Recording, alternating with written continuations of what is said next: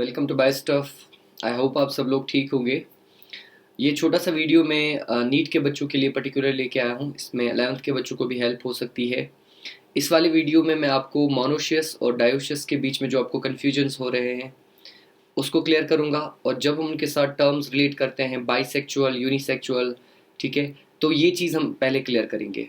और सबसे आसान जो नीट के बच्चों के लिए हो रहा है कि आपको अलग अलग से याद करना पड़ता है कि पॉरीफेरा, सीलियन, टेट्रा, टिनोफोरा, जितने भी आपके फाइलम्स हैं उनमें आपको अलग अलग याद करना पड़ता है कि मोनोशियस कौन सा है, डायोशियस कौन सा है। तो इसमें मैंने एक आप स्क्रीन पे देख सकते हैं एक पैटर्न सा बनाया है जिससे आपको आराम से याद रहेगा कि कौन से फाइलम्स जो है वो मोनोशियस के साथ रखेंगे, कौन से डायोशियस के साथ, और एक्सेप्शंस क्या क्या है उनके बारे में भी हम बात करेंगे।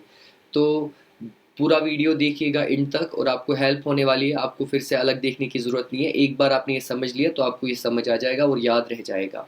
इसमें एक बहुत ज़रूरी बात ये है कि इसके बाद वाला वीडियो जो आने वाला है उसमें मैं इसी तरह से एक आसान करके आपको दूंगा कि किन किन एनिमल किंगडम में किन किन के पास इंटरनल फर्टिलाइजेशन है, किन किन के पास एक्सटर्नल फर्टिलाइजेशन है।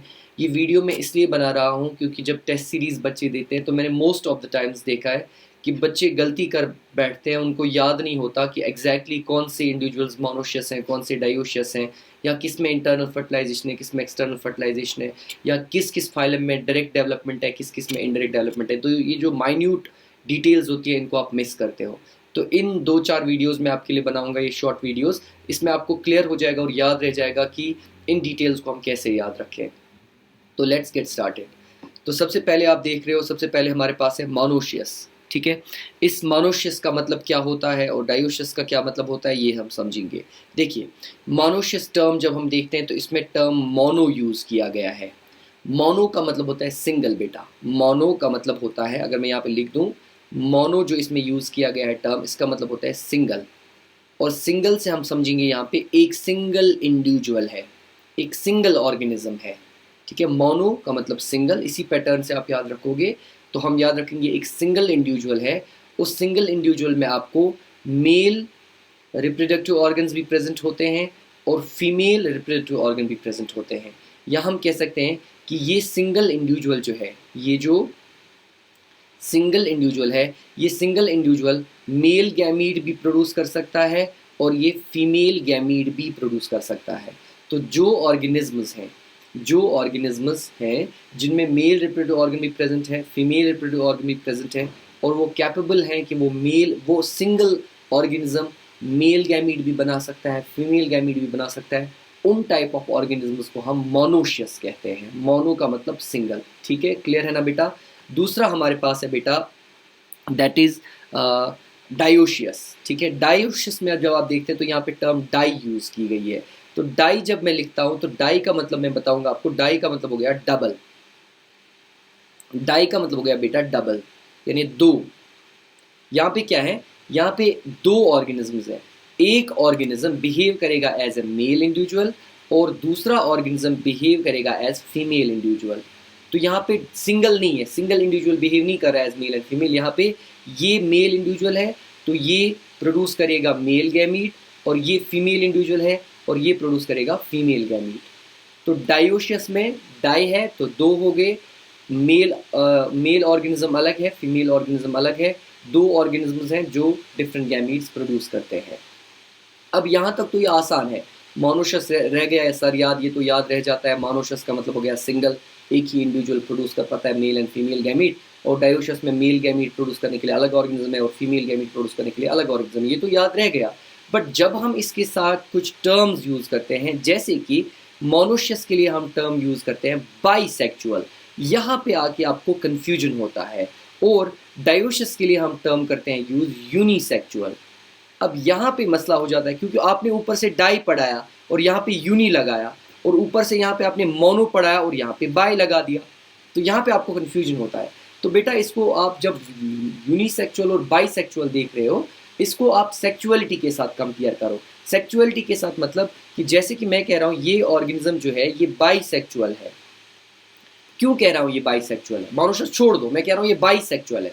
बाइसेक्चुअल इसलिए कह रहा हूँ, बाइसेक्चुअल यानी सेक्चुअलिटी की बात हो रही है, मतलब ये ऑर्गेनिज्म बिहेव कर रहा है both as well as male as well as female.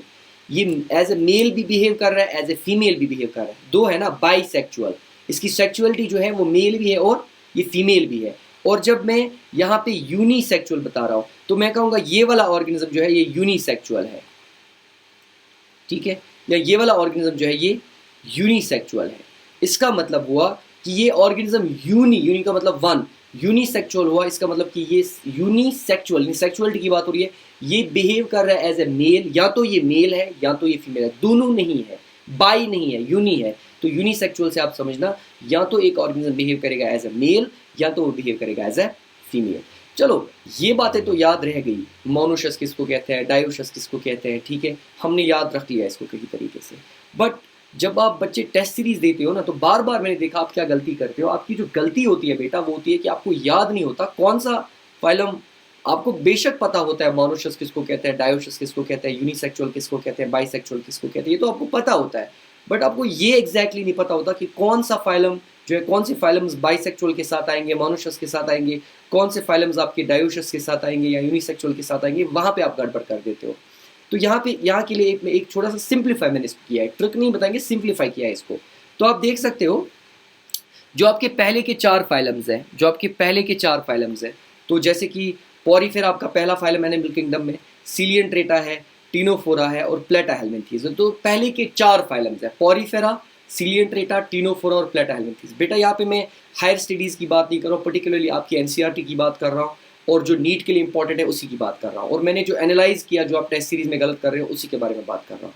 तो पहले के चार आप याद रख लो, पॉरीफेरा, सीलियंट्रेटा, टीनोफोरा और प्लेटाहेल्मिन्थीज। सिंपल सी एक मज़ाहिया ट्रिक बता दूंगा, प्रियंका चोपड़ा और प्रियंका चोपड़ा, आप अपनी भी बना सकते हो, PC and PC, peoples conference, ठीक है। तो पहले के चार, P for Porifera, C for Coelenterata, P for Platyhelminthes, C for Ctenophora. या सिंपल सी बात, जिस बच्चे को अच्छे से फाइलम सीरियल वाइज याद है तो वो रख सकता याद कि पहले के चार फाइलम्स मोनोशस हैं, बाइसेक्चुअल हैं, इसको ध्यान में रखना है। जब भी क्वेश्चन आया तो आपको पूछा गया है which of the following is monoecious or which of the following is bisexual, हाँ इसके लिए एक और टर्म भी यूज की जाती है खास करके एनिमल्स के लिए, वो है हर्माफ्रोडाइट्स। हर्माफ्रोडाइट टर्म भी आपने सुनी होगी, इसके लिए यूज की जाती है। तो अगर आपको क्वेश्चन आता है कि which of the following is monoecious, which of the following is bisexual या which of the following is hermaphrodite, simply by पहले के चार फाइलम्स है, पॉरीफेरा है, सीलियंट्रेटा है, टीनोफोरा है और प्लेटाहेल्मिन्थीज है, PC and PC, PC and PC, ठीक है ना बेटा, सिंपल है। दूसरा ये बहुत जरूरी है नीट के लिए, क्योंकि अगर आपको कॉन्सेप्ट पता भी नहीं होगा एनिमल किंगडम में बट आपको पता होगा कौन मोनोशस है कौन डायोशस है, वो आपका काम हो जाएगा, ठीक है, आप ऑब्जेक्टिव कर लोगे ठीक से। उसके बाद डायोशस या यूनिसेक्चुअल की बात करें तो उसके बाद प्लेटाहेल्मिन्थीज के बाद जितने भी बचे एनलेडा के बगैर, एनलेडा को बाहर निकाल दो, एनलेडा को बाहर निकाल दो, एस्केल्मिन्थी, आर्थ्रोपोडा, मोलास्का, इकाइनोडर्मेटा, हेमिकॉर्डेटा और कॉर्डेटा, सब के सब एनिमल्स जो हैं बेटा, सब के सब एनिमल्स जो हैं वो डायोशस हैं या यूनिसेक्चुअल हैं। हालांकि आपकी बुक ने एक बहुत ही अच्छी बात लिखी है, क्योंकि एक्सेप्शंस है इसमें, उसने आर्थ्रोपोडा और मोलास्का के लिए टर्म यूज की है मोस्टली और यूजुअली। तो आप अपनी बुक देख सकते हो, वहां पे यूज किया गया है दैट आर्थ्रोपोडा और मोलास्का के लिए यूज किया गया है दैट आर्थ्रोपोडास आर मोस्टली डायोशियस। तो आप याद रख सकते हो कि वैसे कम चांसेस है आने के कि मोस्टली आप बताए पूछा जाएगा आपको, बट याद रख सकते हैं कि दैट एस्केल्मिन्थीज से लेकर कॉर्डेटास तक फिर सब के सब जो है वो डायोशियस है। एनलिडाज में एक्सेप्शन है। एनलिडाज में क्या एक्सेप्शन है, चलिए, एनलिडाज में जो अर्थवॉर्म है, इसलिए मैंने इसको बोथ लिखा है, जो अर्थवॉर्म है, ठीक है, इसलिए मैंने आपको इसको यहाँ पे बोथ लिखा है, जो अर्थवॉर्म है और जो लीच है, अर्थवॉर्म और लीच जो है, ठीक है, ये दो इंडिविजुअल्स इसमें जो हैं ये मोनोशियस हैं, ये मोनोशियस हैं, या आप कह सकते हो ये बाइसेक्चुअल है, या आप कह सकते हो ये हर्माफ्रोडाइट है, एक ही चीज हो गई ना, ठीक है, बता दिया मैंने आपको। और इसमें जो एक्सेप्शन है वो है नेरीज, वरना हम इसको मोनोशस के साथ ही रख देते। इसमें जो नेरीज है, नेरीज में बेटा मेल अलग होता है, फीमेल अलग होता है, तो नेरीज जो है इसमें वो डायोशियस है, नेरीज जो है इसमें बेटा वो डायोशियस है, या आप कह सकते हैं वो यूनिसेक्चुअल है। तो ये आपका हो गया काम बेटा आसान, पहले के चार याद रख लो, मोनोशियस हैं, बाकी के एस्केल्मिन्थी से लेकर कॉर्डेटास तक सब डायोशियस हैं एक्सेप्ट एनलिडा, क्योंकि एनलिडा में अर्थवॉर्म और लीच जो है वो मोनोशियस है और नेरीज जो है वो डायोशियस है, नेरीज जो है वो डायोशियस है। आई होप आपको, अगर आप इस वीडियो को 1-2 बार देखोगे, एक पेज पे लिखोगे, आप रूम पे चिपका दोगे, आपको ये आराम से याद रह जाएगा। आपको बार बार पॉरीफेरा में जाके, सीलियन ट्रेटा में जाके, टीनोफोरा में जाके जो बच्चे गलती कर देते ना, वो आपको बार बार नहीं करना पड़ेगा और फिर अलग से याद रखना पड़ेगा क्या था पॉरीफेरा में, क्या था सीलियन ट्रेटा में। ऐसा आपको करने की जरूरत नहीं है। इसी तरह से डायरेक्ट डेवलपमेंट, इनडायरेक्ट डेवलपमेंट, किस में डायरेक्ट डेवलपमेंट है, किस में इनडायरेक्ट डेवलपमेंट है, उसके लिए भी मैं एक ऐसा ही वीडियो आपके लिए बनाऊंगा ताकि आपको आसान हो जाए। क्योंकि बार बार आप लोग ना इसको, ये हर किसी को पता है कि आर्थ्रोपोडा का स्पेसिफिक करेक्टर क्या है, मोलास्का का स्पेसिफिक करेक्टर क्या है, पॉरीफेराज में क्या स्पेसिफिक करेक्टर है, सीलियन ट्रेटाज में क्या, ये तो सबको आ जाएगा। ठीक है, आप इस चीज़ को नज़रअंदाज कर देते हो, आप इस चीज़ को याद नहीं रख सकते कि सेक्सुअलिटी के बारे में क्या है, मोनोशस डायोशस कौन सा है, इंटरनल फर्टिलाइजेशन एक्सटर्नल फर्टिलाइजेशन किस में है, इसी तरह से डायरेक्ट डेवलपमेंट इनडायरेक्ट डेवलपमेंट किस में है। तो इसके लिए भी मैं एक छोटा सा वीडियो लेके आऊँगा। तो आई होप आपको ये समझ आया होगा। फिर भी मैं आपके लिए एक नेक्स्ट स्लाइड ऐड करूँगा यहाँ पे। तो मैं आपको बताऊँगा पॉरीफेरा, सीलियन ट्रेटा, प्लेटा हेलमिंथीज की पीसी पीपल्स कॉन्फ्रेंस हमने याद रखा, तो टीनोफोरा। ये पहले के 4 जो है, फर्स्ट 4, प्लीज रिमेंबर, ये जो फर्स्ट 4 हैं ये क्या है, ये मोनोशियस हैं। ठीक है, या हम कहेंगे ये बाइसेक्चुअल हैं, या हम कहेंगे बेटा ये हर्माफ्रोडाइट्स है, हर्माफ्रोडाइट्स है। और उसके बाद बेटा जो नेक्स्ट आप याद रखोगे कि उसके बाद जो एस्काहेलमिंथीज है, ठीक है, आर्थ्रोपोडा है, मोलास्का है, इनको सर्कल में रखूंगा क्योंकि मैंने बताया कुछ चीज़ है इसमें। और उसके बाद इकाइनोडर्मेटा है, हेमिकॉर्डेटा है और कॉर्डेटा है।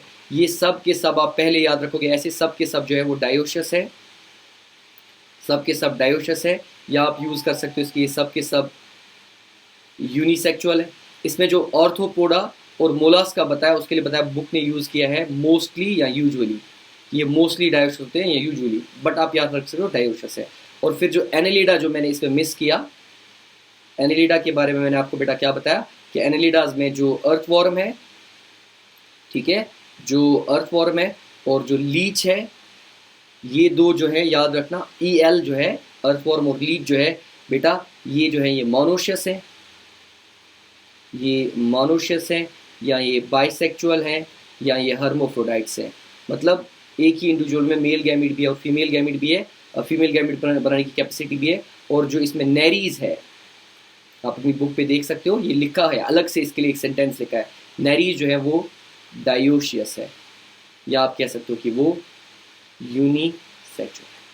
आई होप आपको इससे हेल्प हुई होगी, आसान हुआ होगा आपका काम। इसको 1-2 बार देखिए, चैनल को लाइक कीजिए, सब्सक्राइब कीजिए और इस वीडियो को शेयर कीजिए। बहुत सारे बच्चों को फ़ायदा आ जाएगा इससे, क्योंकि बहुत सारे बच्चे ऑब्जेक्टिव्स इस टाइप के ऑब्जेक्टिव्स एग्ज़ाम में गलत कर देते हैं। Thank you so much. आपको हम मिलते हैं नेक्स्ट वीडियो में। That's all we.